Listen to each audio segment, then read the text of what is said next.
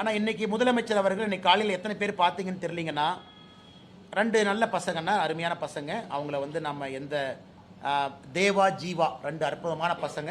சின்ன வயசுலேயே ரீலெல்லாம் போட்டு நல்லா பண்ணுறாங்க. அதில் நாம் எந்த மாற்று கருத்தும் இல்லை. அவங்கள வர வச்சு முதலமைச்சர் அவர்கள் ரீல்ஸ் எல்லாம் போட்டுட்டு அந்த குழந்தைங்களை கடைசியாக சொல்கிறார், தம்பி நல்லா படிப்பா அப்படிங்கிறார். நீங்கள் அரசு பள்ளியில் கஞ்சா புழக்கத்தை நிறுத்தினீங்கனாவே குழந்தைங்க நல்லா படிப்பாங்க. அரசு பள்ளிக்கூடத்தை தரமாக கொடுத்தீங்கனாவே குழந்தைங்க நல்லா படிப்பாங்க. ஒரு பக்கம் குழந்தைகளுக்கு ரீல் கல்ச்சர் போகக்கூடாது. கர்நாடக அரசு 16 வயது வரை சோசியல் மீடியாவை பேன் பண்ணிட்டாங்க. கர்நாடகாவில் இருக்கக்கூடிய காங்கிரஸ் அரசு 16 வயது குழந்தைகளுக்கு சோசியல் மீடியா பேன் பண்ணுறாங்க. நான் வரவேற்கிறேங்கண்ணா. அது வேறு அரசாக இருந்தாலும் கூட நான் வரவேற்கிறேங்கண்ணா. ஆந்திராவில் 13 வயதுக்கு கீழே சோசியல் மீடியாவை பேன் பண்ணுறதை பற்றி ஆந்திரா அரசு யோசிக்குது.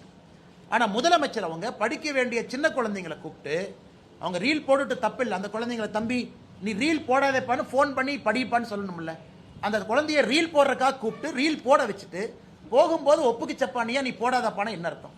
அதனால் முதலமைச்சருடைய கவனம் எங்க இருக்குன்னு நமக்கு தெரியுது. விளாத்திக்குளம் சம்பவம் நடந்த பொழுது முதலமைச்சர் எங்க இருந்தாருன்னு உங்களுக்கு தெரியும்.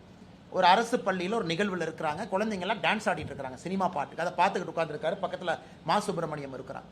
இன்னைக்கு முதலமைச்சருடைய கவனம் வேறு பக்கம் இருக்கு. முதலமைச்சருடைய கவனம் சட்ட ஒழுங்கல் இல்லை. முதலமைச்சருடைய கவனம் தமிழகத்தினுடைய நலன் இல்லை. ஆனால் இன்னைக்கு ரீல்ஸ் போடக்கூடிய முதலமைச்சராக மாறிட்டாரு. அல்லது ரீல்ஸ் போடலினா படிக்க வேண்டிய குழந்தைங்களை கூட்டிட்டு வந்து ரீல்ஸ் போடுறாரு. ரீல்ஸ் போடுங்கப்பான். அதனால் இது எல்லாம் நம்ம பார்த்துக்கிட்டு தாங்க நான் இருக்கிறோம். என்ன பண்ணுறது?